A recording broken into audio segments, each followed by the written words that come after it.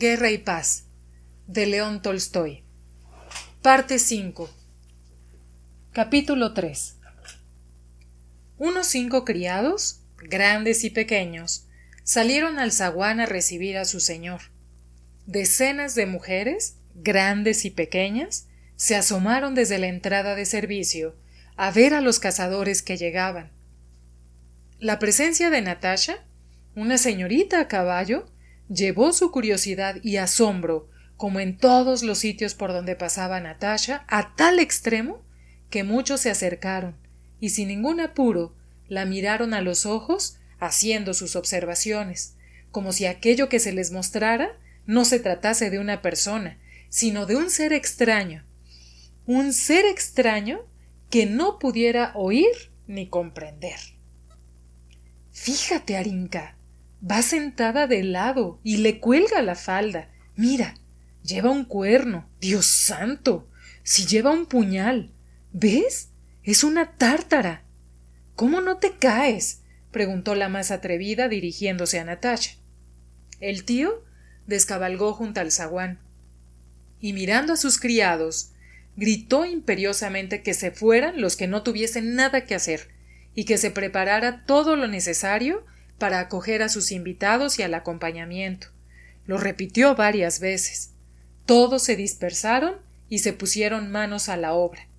Natasha, que a pesar del cansancio, o quizá a consecuencia de él, se encontraba en estado de excitación y felicidad, en el que el espejo del alma graba con especial claridad y brillantez todas las impresiones, observaba y se fijaba hasta en el último detalle. Notó cómo el rostro de su tío se había transformado en la casa y parecía ahora más sosegado y seguro. Enviaron a un sirviente a Otradnoe a por el carruaje y entraron en la casa. En el zaguán, que olía a manzanas frescas, colgaban pieles de zorro y de lobo. El aspecto de la casa no era muy limpio. No parecía evidente que el fin de los inquilinos consistiera en evitar las manchas, pero la sensación de abandono no era notoria. Las habitaciones donde habitaban estaban barridas y fregadas, pero tras las esquinas se limpiaba solo en las grandes ocasiones. La casa no estaba enlucida, y el suelo era de tarima. Había una sala pequeña, y el salón, también pequeño, tenía una mesa redonda y un sofá. Pero estas habitaciones estaban desocupadas. El dormitorio era un despacho con una alfombra y un diván raídos, un retrato de Suvórov, diosas griegas y el olor de Zhukov y los perros. Rugai entró en la estancia con el lomo sucio, se echó en el diván y comenzó a limpiarse con la lengua y los dientes. También se dejó pasar a Milka y Savidka. Del despacho salía un pasillo en el que se veía un biombo con las telas rotas y se escuchaba un murmullo. Al parecer, ahí comenzaba la parte de la casa reservada a las damas. Un misterio, pues el tío no estaba casado. Natasha y Nikolai se quitaron los abrigos y se sentaron en el diván, volviéndose al tío, que se marchaba a preparar algo. Sus rostros ardían, sentían hambre y estaban muy contentos de pasar todo ese rato con su tío. Como muchos otros momentos de su vida en Otradnoe, recordarían esos instantes hasta el fin de sus vidas con melancólico placer, a pesar de que en ese día no había pasado nada extraordinario. Se miraron el uno al otro. Después de la cacería, en la habitación, Nikolai no consideraba necesario darse importancia ante su hermana. Natasha guiñó un ojo a su hermano, y no pudiendo contenerse por más tiempo, estallaron sonoramente en risas. se desternillaban, sin haber tenido tiempo para pensar un pretexto para su risa. Poco después, el tío volvió ataviado con un casaquín, pantalones azules y unas botas de media caña. Natasha advirtió que esa vestimenta, la misma de la que se había mofado al ver con ella a su tío en Otradnoe, era un auténtico traje. Los fracs y las levitas resultaban ridículos, pues el tío lucía ese traje con un porte tan natural como noble. El tío también estaba contento, y no solo no se ofendió por la risa de los dos hermanos, sino que se unió a ella.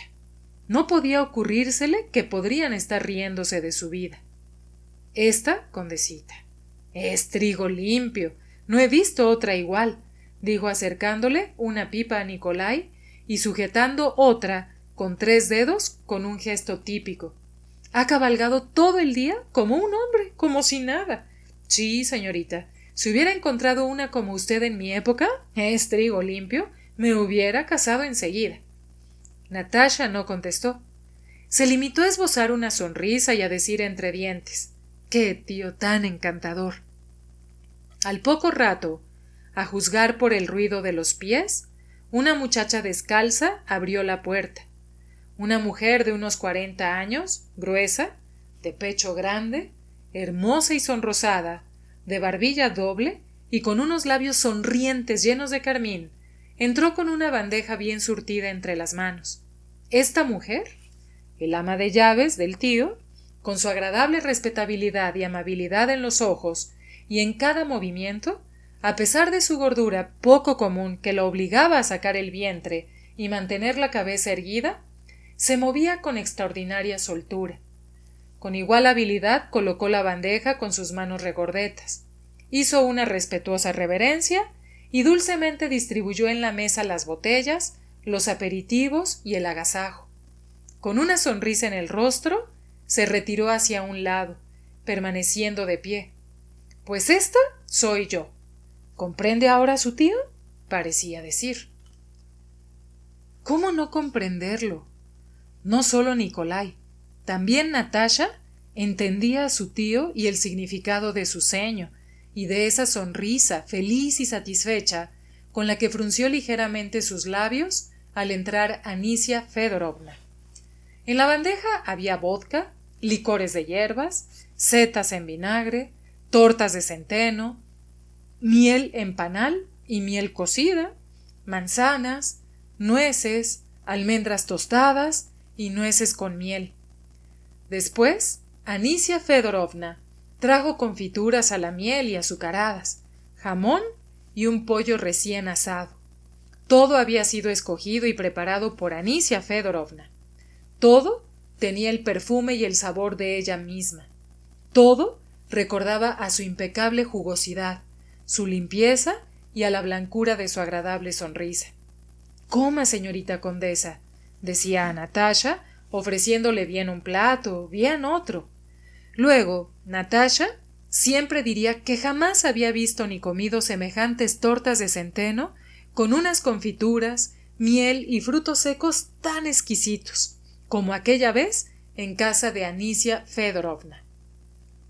Anisia Fedorovna se retiró. Nicolai y su tío, entre sorbo y sorbo de licor, conversaron sobre la jornada de caza y las que seguirían, sobre Rugai y los perros de Hilagín. Natasha, tras tomarse su aguamiel, entró en la conversación. Después de un silencio ocasional, como casi siempre ocurre en quienes reciben por primera vez a sus amistades en casa, el tío, como respondiendo a los pensamientos que seguramente rondaban a sus invitados, dijo: «Así voy terminando mi vida. Uno se muere y no quedará nada. ¿Para qué voy a pecar?». El rostro del tío era muy significativo, incluso hermoso, cuando pronunció esas palabras. Nicolai, involuntariamente, recordó todo lo bueno que de él hablaban su padre y los vecinos. En toda la comarca, su reputación era la de un hombre estrafalario, pero nobilísimo y desinteresado. Solían recurrir a él como juez en los asuntos familiares y como albacea testamentario. Le confiaban secretos, Le habían escogido juez y para otros cargos, pero a todo se había opuesto con obstinación. Pasaba el otoño y la primavera en los campos cabalgando en su caballo overo castrado. En el invierno se quedaba en casa y en el verano se tumbaba en su jardín. ¿Por qué no acepta ningún cargo público, tío? Ya lo hice, pero lo dejé. No sirvo para ello ni entiendo nada. Eso es para vosotros. A mí me falta inteligencia. La casa es otra cosa. ¡Abrid esa puerta! Gritó. ¿Por qué la habéis cerrado? La puerta del fondo del pasillo, que el tío llamaba pasillo, que conducía a la sala de casa, estaba abierta, y se escuchaba con claridad el sonido de una balalaica que parecía tocar a alguien hábil. Hacía rato que Natasha estaba con el oído atento, y salió al pasillo para oír mejor. Es Mitka, mi cochero. Le he comprado una buena balalaica. Me gusta, dijo el tío. El tío tenía la costumbre de que se oyese tocar una balalaica desde aquella sala cuando volvía de cazar. ¡Estupendo! ¡Qué maravilla! Dijeron Nikolai y Natasha, a quienes, al igual que las setas, la miel y los licores, los gallardos acordes de Varinia les parecieron los mejores del mundo. ¡Otra! ¡Otra! Gritaba Natasha asomándose a la puerta. El tío estaba sentado y escuchaba, con la cabeza inclinada a un lado y con una sonrisa que parecía decir «Sí, soy un viejo que está sentado aquí tranquilamente fumándose una pipa porque puede. Vaya si puedo». La canción Varinia sonó unas 100 veces. El intérprete afinó su instrumento unas cuantas veces, resonando los mismos acordes, que lejos de aburrir a los oyentes, pedían más y más. Anicia Fedorovna entró en la sala y arrimó su obeso cuerpo junto al dintel de la puerta. «Escuche, condesita», le dijo a Natasha con una sonrisa idéntica a la del tío que parecía decir que podía. «Toque estupendamente». «En esa estrofa no lo hace bien», dijo repentinamente el tío, con un gesto enérgico que daba a entender muy bien que realmente podía. «En esta parte hay que soltarse. Es trigo limpio». «¿Acaso sabe tocar?», preguntó Natasha. Su tío sonrió sin contestar. «Anishiuska, mira si las cuerdas de la guitarra están bien. Hace tiempo que no la cojo. La tengo abandonada. Es trigo limpio». Anicia Fedorovna salió de buen grado con paso ligero a cumplir el encargo de su señor y trajo la guitarra. El tío, sin mirar a nadie, quitó soplando el polvo, tamborileó con sus dedos huesudos la caja de la guitarra, afinó sus cuerdas y, pareciendo olvidar todo y a todos los allí presentes, se acomodó en el sillón. Graciosamente, con cierto gesto teatral, cogió por arriba el cuello de la guitarra y, guiñando un ojo a Anicia Fedorovna, comenzó a tocar una canción que no era Varinia. Dio un acorde limpio y sonoro, y después, con calma y vigor, comenzó a interpretar con un ritmo muy lento por una calle empedrada. Iba una muchacha a por agua. Los rostros de la servidumbre cubrían las puertas. Al unísono, con reposada alegría, la misma que resumaba en toda la persona de Anicia Fedorovna, Nikolai y Natasha entonaron en su interior la canción. Anicia Fedorovna se puso colorada y, cubriéndose con un pañuelo, salió riéndose de la habitación. El tío siguió limpia y esforzadamente tocando con energía la canción. Continuaba mirando con ojos inspirados al lugar por donde había salido Anicia Fedorovna. En su rostro se dibujó una leve sonrisa bajo el bigote gris, especialmente a medida que desgranaba la canción, acelerando el ritmo, y en lugar de hacer rasgueos, apartándose un tanto de la melodía. Se esperaba en cualquier momento que el tío empezara a bailar. «¡Qué maravilla, tío! ¡Impresionante! ¡Otra! ¡Otra!», gritaba Natasha, saltando a abrazar y a besar a su tío, fuera de sí de alegría y mirando a Nikolai como si le preguntara: «¿Qué es esto? Nikolai también estaba admirado. Su tío tocó la canción por segunda vez, y el sonriente rostro de Anisia Fedorovna apareció de nuevo en el umbral de la puerta, y tras él los de los otros sirvientes. Cuando va por agua fresca, grita a la muchacha: ¡Espera! El tío hizo de nuevo un acorde penetrante, lo interrumpió y se encogió enérgicamente de hombros. Venga, venga, querido tío, comenzó a gemir con voz suplicante Natasha, como si la vida le fuera en ello.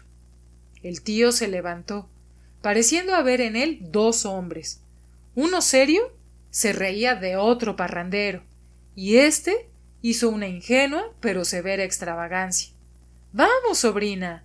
Evidente y completamente turbado, invitó a Natasha a bailar con la mano que había arrancado el último acorde. Natasha se desprendió del chal que la cubría, dio unos pasos hacia su tío y, apoyando las manos sobre las caderas, movió los hombros y se detuvo.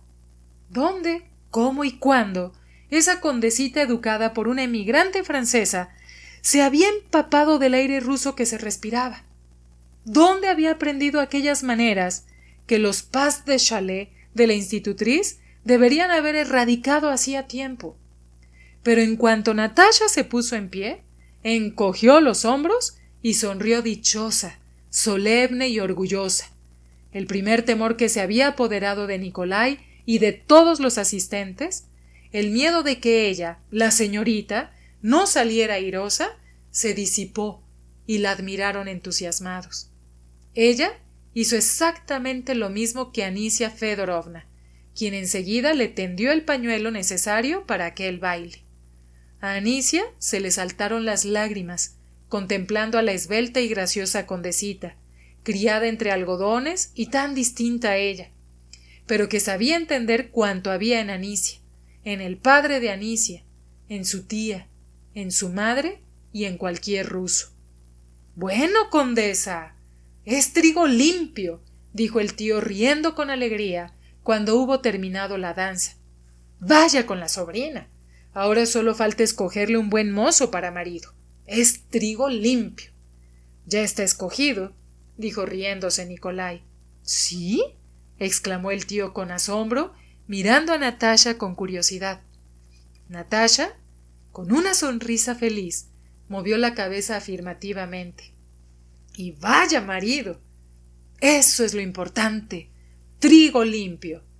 Después de, por una calle empedrada, ante las insistentes exigencias de su sobrina, el tío tocó para ella unas cuantas piezas más y cantó su canción favorita de los cazadores. Así caía por la mañanita. ¡Ay, qué rica nievecita!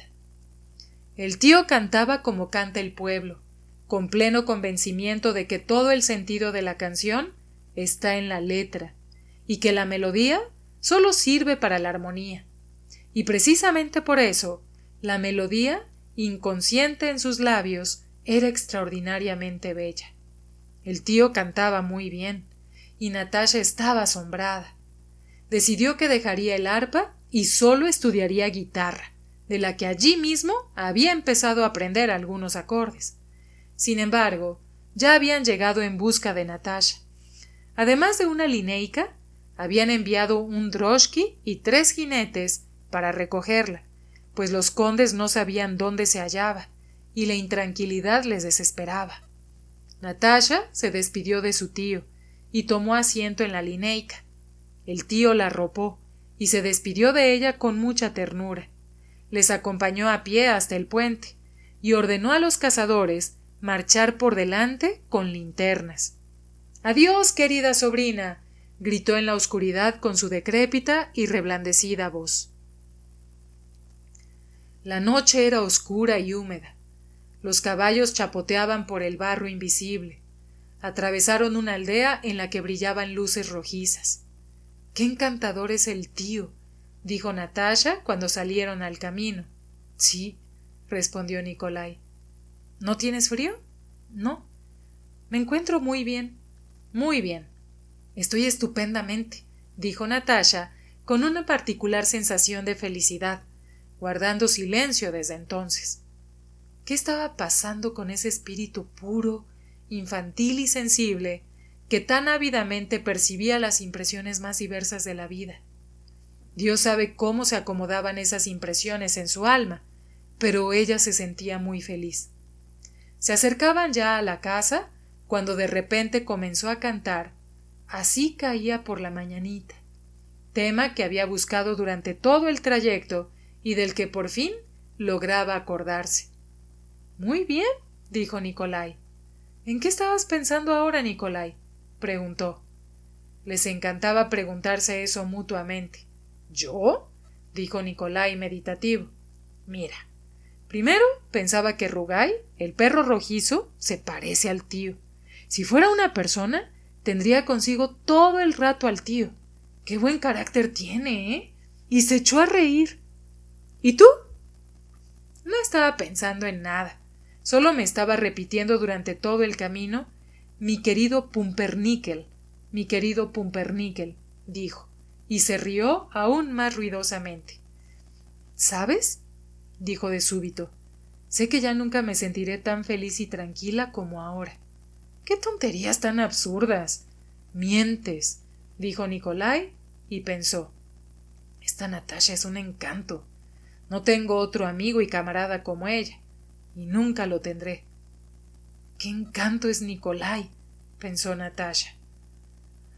Ah, todavía hay luz en el salón, dijo ella, señalando las ventanas de su casa de Otradnoe, que brillaban con hermosura en la húmeda oscuridad de la noche. Bueno, ahora te reñirán. Mamá ordenó. Capítulo 4. En las postrimerías de otoño recibieron otra carta del príncipe Andrei, en la que escribía que se encontraba totalmente bien de salud y que amaba a su prometida más que nunca.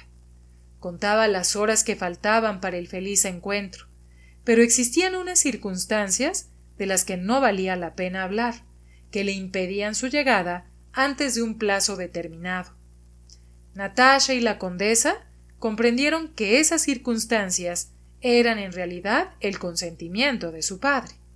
Le suplicaba a Natasha que no le olvidara, y con el corazón encogido repetía lo de siempre, que ella era libre, y que de todos modos podría rechazarle en caso de que se desenamorara de él y quisiera a otro. ¡Qué tonto!, gritó Natasha con lágrimas en los ojos. En la carta envió un retrato suyo en miniatura y le rogó el suyo a Natasha. Solo ahora, después de 6 meses de separación, he comprendido cuán fuerte y apasionadamente la amo. No ha habido un instante en el que haya olvidado, ni un motivo de alegría por el que no haya pensado en usted. Durante unos cuantos días, Natasha anduvo con la mirada arrebatada. Hablaba únicamente de él y contaba los días que faltaban para el 15 de febrero. Pero esto era demasiado duro de sobrellevar. Cuanto más fuerte era el amor que sentía por él, más apasionadamente se entregaba a las pequeñas alegrías de la vida. De nuevo se olvidó, y tal como le decía a Nikolai, jamás en la vida, ni antes ni después, había experimentado la libertad y el interés de vivir como en esos 8 meses. Sabiendo que su casamiento, la dicha y el amor en su vida eran una cuestión ya decidida, y siendo consciente, aunque sin pensar en ello deliberadamente, de que el mejor de todos los hombres la amaba, desapareció en ella la inquietud anterior, la alarma ante cualquier hombre y la necesidad de apropiarse moralmente de cada uno de ellos. El mundo entero, con sus innumerables alegrías, al que esa angustia coqueta ya no tapaba, se abrió ante ella. Nunca había percibido con tanta claridad y sencillez la belleza de la naturaleza, la música y la poesía, ni el encanto del amor familiar y la amistad. Sentía que se había vuelto más bondadosa, sencilla e inteligente. Raras veces se acordaba de Andrei, y no se permitía pensar profundamente en él. Tampoco temía olvidarle. Le parecía que ese sentimiento había enraizado muy hondamente en su alma. La llegada de su hermano supuso para ella el comienzo de un mundo completamente diferente, amistoso e igualitario en la amistad, la caza y en todo lo primitivo, natural y salvaje relacionado con ese tipo de vida. El viejo viudo Ilagin, que se había quedado prendado de Natasha, comenzó a visitarles y le hizo una proposición de matrimonio a través de una casamentera. Antes, esto la habría halagado y entretenido, se habría reído, pero ahora se ofendió por el príncipe Andrei. ¿Cómo ha osado?, pensó Natasha. El conde Ilya Andreevich había renunciado a su cargo de decano de la nobleza, porque ese puesto suponía unos gastos demasiado elevados. Sin tener esperanzas de que le ofrecieran otro puesto, decidió permanecer en el campo durante el invierno. Pero sus asuntos no se arreglaban. Con frecuencia, Natasha y Nikolai eran testigos de conversaciones misteriosas e inquietantes entre sus padres, y escuchaban rumores sobre la venta de la rica casa patrimonial de Moscú y la de las afueras. Los amigos más íntimos y algunos vecinos habían marchado a Moscú. Sin cargo alguno en la nobleza, las grandes recepciones ya no eran necesarias, y la vida en Otradnoe era más modesta que en años precedentes, motivo por el cual resultaba más agradable. La enorme casa y sus pabellones continuaban llenos de gente, y a la mesa se sentaban más de 20 personas. Todos los que habitaban en la casa eran prácticamente miembros de la familia. Tal era el caso del músico Dimmler y su esposa, Hogel y su familia, la señorita Belova y otros más. No había grandes recepciones, pero se llevaba el mismo ritmo de siempre, sin el cual los condes no podían imaginarse la vida. Las cacerías, acrecentadas desde la vuelta de Nikolai, las cuadras, con 50 caballos y 15 cocheros, el cuentista ciego que por la noche le contaba cuentos a la condesa, 2 bufones con flecos dorados que iban a tomar té, y que tras servírsele 2 tazones recitaban de memoria sus cómicos diálogos imaginarios, a los que los condes reían por condescendencia, los maestros e instructores de Petia, los caros regalos que se hacían mutuamente con motivo de las onomásticas y las comidas solemnes para todo el distrito, las partidas de whist y Boston del conde, en las que permitía que todos vieran su abanico de cartas, dejando que los vecinos, quienes consideraban el derecho a participar en una partida con el conde Ilya Andreevich como la renta más lucrativa, le ganaran cada día 100 rublos. En cada carta, Berg insistía con fría cortesía en que se encontraban en dificultades económicas y que necesitaba recibir todo el dinero de la letra de cambio. El conde, como si se encontrase atrapado en unas enormes redes, se dedicaba a asuntos tratando de no creer que se enredaba más y más. No se sentía con fuerzas ni para romper la red, ni para desenredarla con paciencia y cuidado. La condesa no sabría decir cómo veía todo aquel asunto, pero con su afectuoso corazón sentía que sus hijos se arruinarían, que el conde no tenía la culpa, que no podía dejar de ser como era, y que él mismo sufría por ello, aunque lo ocultase. La condesa buscaba un remedio, y desde su punto de vista de mujer encontró solo uno: un matrimonio para Nikolai. Con su particular apatía y pereza, buscó, pensó, escribió cartas, pidió consejo al conde, y final y felizmente encontró, según sus principios, un buen partido en todos los aspectos para Nikolai. Pensaba que no podía encontrar nada mejor, y en caso de que Nikolai se negara, habría que renunciar para siempre a la posibilidad de arreglar el desastre. Julie Kornakova era ese buen partido. Los Rostov conocían a su muy buena y virtuosa familia desde la infancia, y ahora se había convertido en una rica heredera con motivo de la muerte del último de sus hermanos. La condesa escribió directamente a Ana Mikhailovna a Moscú, recibiendo una contestación favorable y una invitación para que Nikolai acudiera a Moscú. Por una parte, todo estaba bien planeado, pero la condesa intuitivamente comprendió que Nikolai, dado su carácter, rechazaría indignado un matrimonio de conveniencia. Por ello, refinando todas sus artes diplomáticas, y a veces con lágrimas en los ojos, habló a Nikolai de su único deseo de verle casado, pues sólo así iría tranquila a la tumba. Si fuera así, tenía en perspectiva una muchacha maravillosa. En otras conversaciones, la condesa alababa a Julie y aconsejaba a Nikolai desplazarse a Moscú para divertirse con ocasión de las fiestas. Nikolai pronto adivinó hacia qué tendían aquellas conversaciones e hizo hablar a su madre con sinceridad.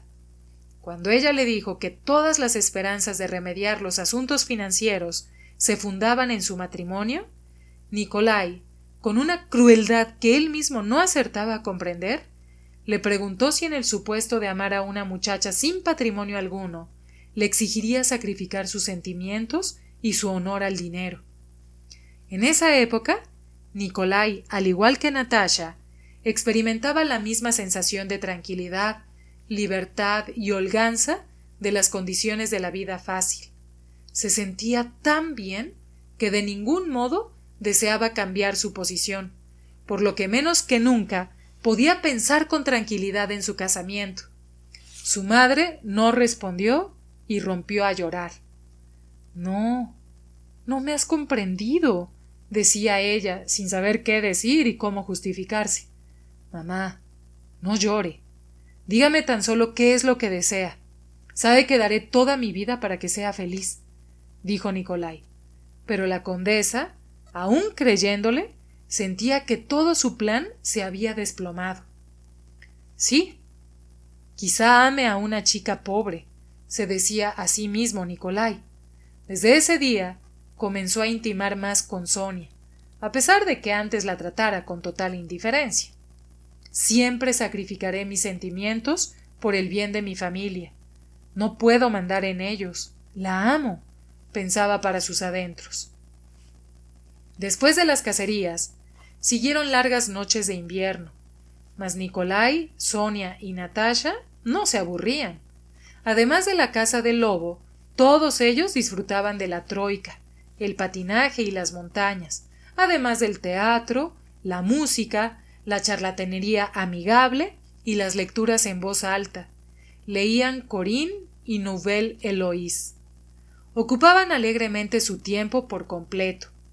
Por las mañanas, Nikolai permanecía en su despacho lleno de humo, fumándose una pipa y leyendo un libro. Aunque no tenía nada que hacer por separado, actuaba así porque era un hombre. Las señoritas olían con respeto aquel olor a tabaco y juzgaban aquella vida suya masculina y separada, durante la cual bien leía o bien fumando se tumbaba y pensaba en su próximo matrimonio, en su pasado servicio militar, en Caray y sus futuros cachorros, en el caballo de Expresa Crin, en Matresha, la moza del zaguán, y en Milka, que con todo era patosa. Pero en cambio, cuando él se unía a ellas, la vida que llevaban juntos resultaba más divertida, especialmente cuando se eternizaban más allá de la medianoche sentados al piano o simplemente en el diván tocando la guitarra, conversando sobre unos temas que sólo para ellos tenían sentido. Natasha encontraba a diario un nuevo dicho o chiste, de lo que uno no podía evitar reírse, bien el cilindro móvil, bien la isla de Madagascar, los cuales relataba con especial sentido del humor. Luego, al salir de la estancia, saltaba sobre la espalda de Nikolai y le exigía que la llevara a la cama a cuestas. Allí le retenía, acercándole a Sonia, y guiñando alegremente los ojillos soñolientos, atendía de vez en cuando a su cuchicheo amoroso. Capítulo 5. Llegaron las Pascuas de Navidad. Aparte de la misa solemne, en la que por primera vez Natasha y Nikolai cantaron junto con el sacristán y los cazadores las canciones que se habían aprendido, y de las aburridas felicitaciones de vecinos y sirvientes no sucedió nada especial. Así de tranquilos y melancólicos pasaron los 3 primeros días de las fiestas. Pero en el aire, en el sol, en la helada navideña de 20 grados bajo cero, en la fría luz de la luna, en los destellos de la nieve, en la vacuidad de las antesalas y los pabellones de donde habían salido para pasear y a los que regresaban sofocados y trayendo consigo la helada, en todo había una exigencia poética de celebración que durante las fiestas tornaba melancólico al silencio. Después de comer, Nicolai, que por la mañana había visitado a algunos vecinos, se echó una cabeceada en la sala de los divanes. Sonia entró en la estancia y salió de puntillas. No habían repuesto las velas y en la habitación se cernían claramente las sombras y la luz de la luna. Natasha cantaba. Después de la comida, se había sentado junto a su adormecido padre y luego se había puesto a pasear por la casa. No había nadie en las dependencias de los criados, excepto unas viejas. Se arrimó a ellas y escuchó el cuento de un novio que llegó a una casa de baños y al canto de un gallo se desmoronó. Después fue a ver a Dimmler a su habitación. El músico, con las lentes sobre la nariz, estaba leyendo un libro a la luz de una vela mientras su esposa cosía. Apenas le habían acercado una silla y expresado el placer de verla cuando se levantó y se marchó, diciendo con aire imponente: «La isla de Madagascar. La isla de Madagascar». Los Dimmler no se ofendieron. Nadie se ofendía con Natasha. Luego entró en la antesala y envió a un lacayo a por un gallo y a otros 2 a por avena y tiza. Pero en cuanto le trajeron todo lo que había pedido, les ordenó retirarse, diciendo que ya no hacía falta. Ni siquiera los lacayos, que eran viejecitos venerables, a los que el conde trataba con esmero, jamás se enfadaban con Natasha, a pesar de que ella les traía continuamente al redopelo, martirizándoles con recados, como si les tratara de decir: «¿Qué? ¿Se van a enfadar? ¿Se va a poner altivo conmigo? Tendrá ánimo para ello». La doncella Dumiasha era la que peor suerte corría, pues Natasha no la dejaba tranquila ni un minuto. Si no era exigiéndole tal cosa, era con otra, ya fuera deshaciéndole la trenza o manchándole el vestido en vez de regalárselo.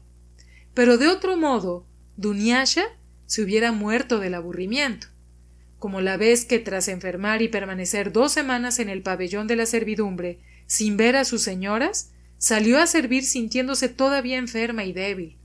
Cruzando la antesala, Natasha entró en el salón y encontró allí a la señorita Belova sentada junto a la mesa camilla haciendo un solitario. Le barajó las cartas, la besó y mandó preparar el samóvar, aunque no era en absoluto la hora. Finalmente ordenaron retirarlo. «Vaya con la señorita», dijo Foka, retirando el samóvar, con deseos de enfadarse, pero sin fuerzas para ello. Natasha comenzó a reírse, mirando a Foka a los ojos. Gracias a esas risas, nadie se enojaba con Natasha. «Natasia Ivanish, ¿cuántos hijos tendré?», preguntó al pasar junto al bufón. «Tendrás pulgas, libélulas y saltamontes», respondió. Natasha solo le preguntaba al bufón, pero no escuchaba sus respuestas. Rara vez le reía las gracias y no le gustaba hablar con él. Como eludiendo la responsabilidad que detentaba, después de haber probado su poder y haberse convencido de que todos estaban sumisos, Natasha entró en la sala, cogió una guitarra, se sentó en un rincón oscuro y empezó a rasguear las cuerdas, entonando una estrofa de una ópera que recordaba. Para los que la oían por primera vez a la guitarra, le salían unos trit, trit que no tenían ningún sentido, pero en su imaginación esos sonidos le hicieron revivir una larga retahíla de recuerdos. Sentada en el rincón, con una leve sonrisa y la mirada fija, se escuchaba a sí misma y no hacía más que recordar. Se hallaba en un estado de reminiscencia. Al principio, el sonido de las cuerdas graves le trajo muchos recuerdos del pasado. Desde aquel momento, cuando se entregaba al recuerdo, no rememoraba nada salvo el deseo de volver a ese melancólico estado de reminiscencia. De súbito, se imaginó que ya había visto anteriormente ese presente, que el momento de estar sentada con la guitarra en la esquina en la que la luz se filtraba por la ranura de la puerta de la despensa ya había pasado antes. Parecía revivir lo que ya había ocurrido. Sonia se dirigió al final de la sala a por algo, y su acción también parecía haber ocurrido antes, punto por punto. Sonia, ¿qué es esto?, gritó Natasha, haciendo trit, trit con las cuerdas graves de la guitarra. Sonia se acercó y se puso a escuchar. No lo sé, dijo azarándose, como siempre ante esas extrañas conversaciones que surgían entre Nikolai y Natasha sobre diversas sutilezas que ella nunca acertaba a comprender. Esto le dolía mucho delante de Nikolai, el cual, según creía ella, valoraba mucho esas incomprensibles conversaciones. No lo sé, dijo, adivinando tímidamente algo, pero temiendo confundirse. Cuando discurrían tales conversaciones, Sonia siempre experimentaba un particular placer poético en Nikolai y Natasha. Ella no entendía qué hallaban de placentero en esas charlas y en la música, pero sentía y creía que estaban haciendo algo bueno, y junto con sus queridos Nikolai y Natasha se esforzaba por asimilar ese reflejo. Bueno, se ha reído con la misma timidez que cuando ocurrió, pensó Natasha, y con idéntica. No, esto son los coros. ¿O es que no escuchas? Trit, trit. Y Natasha terminó de cantar la estrofa para que lo comprendiera. ¿A dónde ibas?, preguntó. A cambiar el agua de la copa. Estoy dibujando un bordado para mamá. Sonia siempre estaba ocupada. ¿Dónde está Nikolai? Creo que está tumbado en la sala de los divanes. Ve a despertarlo, dijo Natasha. Ahora voy. Tomó asiento. Pensó qué significado tenía todo lo que estaba sucediendo, y sin lamentar en absoluto no haber resuelto ese misterio, se dijo: ¡ay! ¡Que venga cuanto antes! Tengo tanto miedo de que no venga. Y sobre todo, me hago mayor. Ya no encontrará en mí lo que hay ahora. Se levantó, dejó la guitarra y pasó al salón. Toda la familia estaba sentada a la mesa de té, y entre los invitados figuraba su tío. Los sirvientes permanecían de pie en torno. Natasha entró y se detuvo. ¡Ah! Ahí está, dijo Ilya Andreevich. Natasha miró a su alrededor. ¿Necesitas algo?, le preguntó a su madre. Necesito un marido. Deme un marido, mamá, deme un marido, comenzó a gritar con voz de pecho a través de su casi imperceptible sonrisa, exactamente igual que cuando de niña le pedía un pastel a su madre. En un primer momento, al oír estas palabras, todos se quedaron perplejos, como asustados, pero sus dudas se disiparon en unos segundos. Resultaba gracioso, y todos, incluso los lacayos y el bufón Natasia Ivanich, se rieron. Natasha era consciente de que no resultaba encantadora por hacer esto o aquello, sino que todo resultaba encantador tan pronto como ella lo hacía o lo decía. Era algo que sabía y de lo que incluso abusaba. Mamá, deme un marido, repitió. Todas tienen uno menos yo. Mamita, solo tienes que escoger uno, dijo el conde. Natasha le besó en la calva. No hace falta, papá. Se sentó a la mesa.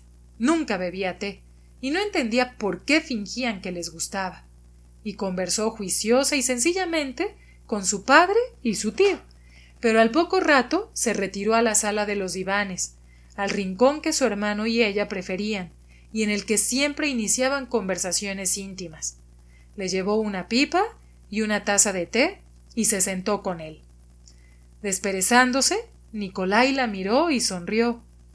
«Ay, he dormido estupendamente», dijo. «¿No te sucede a veces», dijo Natasha, «que parece que todo lo bueno ya ha pasado y no volverá? ¿Y que solo queda el tedio y la tristeza?» «Pues claro que sí», dijo. «A veces creo que todo va bien, que todos están contentos y de repente se me ocurre que no quedará nada y que todo es absurdo. Especialmente cuando estando en el regimiento escuchaba música a lo lejos». «Oh, sí, lo sé», confirmó Natasha. «Me pasaba lo mismo cuando era pequeña. ¿Recuerdas que una vez me castigaron por coger unas ciruelas? Vosotros no hacíais más que bailar, y yo me quedé en la sala de estudio sollozando. Lloré tanto que nunca se me olvidará. Estaba triste y sentía lástima por mí y por todos». «Lo recuerdo», asintió Nikolai. Natasha se puso a pensar. Seguía en ese estado de reminiscencia.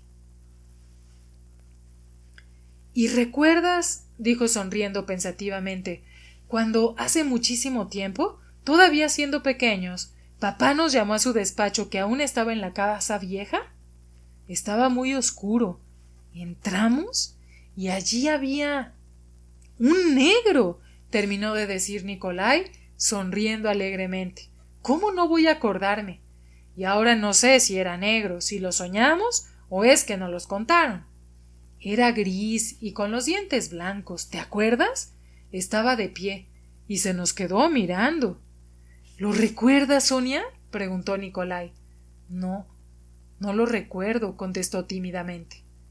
«Pues yo pregunté a papá y a mamá por el negro», dijo Natasha. «Dicen que no hubo ningún negro, pero tú sí que lo recuerdas». «Ya lo creo. Parece que estoy viendo sus blancos dientes». «Qué extraño. Es como si fuera un sueño. Me gustan estas cosas». «¿Y recuerdas cuando estábamos jugando con un huevo de Pascua en la sala y de repente aparecieron dos viejas y empezaron a dar vueltas por la alfombra? ¿Ocurrió o no? ¿Te acuerdas lo bien que lo pasamos?» «Sí. ¿Y cuando papá disparó con su rifle?» Sonriendo, se interrumpían con un nuevo placer para ellos, los recuerdos. Pero no los tristes recuerdos propios de la vejez, sino los poéticos de la infancia, del pasado más lejano, en donde los sueños se confunden con la realidad. Rieron suavemente, sintiendo alegría melancólica.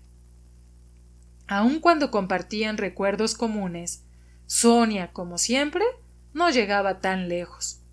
Solo participó de ellos cuando Natasha y Nikolai evocaron su primera llegada. Sonia decía que tenía miedo de Nikolai, porque en su chaquetita llevaba cordones, y la niñera le decía que iba a atarla con ellos. «Recuerdo que me dijeron que tú habías nacido debajo de una col». Dimmler entró en la sala de los divanes, en los que solo estaba encendida una casi consumida vela de sebo, y se acercó a un arpa que estaba situada en una esquina. Retiró el paño que la cubría y el arpa emitió un sonido discordante. «Edward Carlich, toque, por favor, mi nocturno favorito de Field», dijo desde el salón la voz del anciano conde. Dimmler inició unos acordes y volviéndose a Natasha, Nikolai y Sonia, dijo: «Qué tranquilos están los jóvenes». «Sí, estamos filosofando», dijo Natasha, volviéndose por un segundo, y prosiguió la conversación. Ahora hablaban de sueños. Natasha contaba que antes volaba en ellos con frecuencia, pero ahora no. «¿Y cómo? ¿Con alas?», preguntó Nikolai. «No, no, con las piernas. Solo hay que emplearse un poco con las piernas». «Claro, claro», dijo riéndose Nikolai. «Así», apuntó rápidamente Natasha, poniéndose de pie en el diván. Su expresivo rostro mostraba los esfuerzos. Extendió hacia adelante los brazos e intentó volar, pero cayó al suelo. Nikolai y Sonia se rieron. «No, espera, seguro que vuelo», dijo Natasha. Dimmler comenzó a tocar en ese instante. Natasha Bajó del diván de un salto. De nuevo cogió el candelabro, lo sacó de la habitación y volvió en silencio a su sitio. Aquel ángulo de la habitación estaba oscuro, pero por los grandes ventanales entraba la luz helada de la luna. ¿Sabes? Cuchicheó Natasha, acercándose a Nikolai y Sonia, cuando Dimmler hubo terminado la pieza y ya estaba sentado, pulsando débilmente las cuerdas, aún indeciso por si debía dejar el instrumento o comenzar algo nuevo. Yo creo que cuando uno comienza a recordar todo, termina por recordar lo de antes de venir al mundo. Eso es la metempsicosis, aseguró Sonia, que como buena estudiante de historia recordaba todo. Los egipcios creían que nuestras almas proceden de algún animal y que de nuevo volverán a ellos. Yo sé a quién irá tu alma. ¿A quién? ¿A un caballo? Sí. ¿Y el alma de Sonia? Era de un gato y se convertirá en un perro. No, ¿sabéis? Yo no creo que nuestras almas estuviesen antes en animales, continuó Natasha con el mismo cuchicheo, a pesar de que la música ya había cesado. Estoy segura de que éramos ángeles en algún lugar y que por eso lo recordamos todo. ¿Puedo unirme a ustedes? Preguntó Dimmler, acercándose y sentándose junto a ellos. Si fuimos ángeles, entonces, ¿por qué hemos caído tan bajo? No puede ser, dijo Nikolai. No tan bajo. ¿Quién te ha dicho que hemos caído bajo? Replicó Natasha acaloradamente. Tú mismo decías que las almas son inmortales. Sí, pero es difícil imaginarse la eternidad, intervino Dimmler, que estaba sentado al lado, sonriendo desdeñosamente y sintiendo sin saber cómo que se había entregado a la influencia del diván y que participaba seriamente en la conversación. ¿Por qué es difícil? Hoy es, mañana será, siempre será. Lo único que no comprendo es por qué empezó de repente. Natasha, ahora te toca a ti. Cántame alguna cosa, se oyó decir a la voz de la condesa. ¿Qué hacéis ahí sentados como si estuvieseis conspirando? Mamá, no tengo ganas, replicó Natasha, pero levantándose enseguida. Nadie, ni siquiera el viejo y duro Dimmler, que parecía hallar un sentimiento fresco y nuevo en aquel rincón de la casa, deseaba irse. Pero Nikolai se sentó al piano. Natasha se levantó y comenzó a cantar, colocándose como siempre en el centro de la habitación y escogiendo el punto más conveniente para la acústica. Había dicho que no tenía deseos de cantar, pero nunca antes, ni en mucho tiempo después, cantó como aquella tarde. El conde Ilya Andreevich, que conversaba en su despacho con Mítenka, escuchó su canto, y al igual que un alumno presuroso por salir a jugar después de la lección, se hizo un lío con lo que decía y guardó silencio. Mítenka de cuando en cuando sonreía. Nikolai, sin quitar el ojo a su hermana, contenía como ella el aliento. Sonia la escuchaba, pensando con espanto en la enorme diferencia existente entre las dos y en la imposibilidad de ser ella la preferida de Nikolai. La anciana condesa permanecía sentada con una sonrisa feliz y melancólica, con las lágrimas asomando en sus ojos y meciendo en ocasiones la cabeza, pensando que pronto debería de separarse de Natasha. Pensaba lo mucho que disfrutaban juntas y lo triste que sería entregársela en matrimonio al príncipe Andrei. Dimmler tomó asiento junto a la condesa y cerrando los ojos comenzó a escuchar. No, condesa, dijo finalmente. Tiene un talento europeo. Tiene lo que no se aprende: suavidad, dulzura, fuerza. ¡Ay! ¡Qué miedo tengo por ella! ¡Qué miedo! Respondió la condesa, sin recordar con quién estaba conversando. Su intuición maternal le decía que había algo de excesivo en todo lo bueno de Natasha, y sentía pánico por ella. El sentimiento maternal no la engañaba. Todavía no había concluido Natasha de cantar cuando Petya, con el entusiasmo de sus 11 años, Entró en la sala y dio la noticia de que habían llegado los atavíos y los disfraces. Natasha cesó en seco. ¡Tonto! Le gritó a su hermano. Corrió hacia una silla, se dejó caer sobre ella y comenzó a llorar. Pero en ese preciso instante se levantó de un salto, besó a Petia y corrió al encuentro de los disfraces.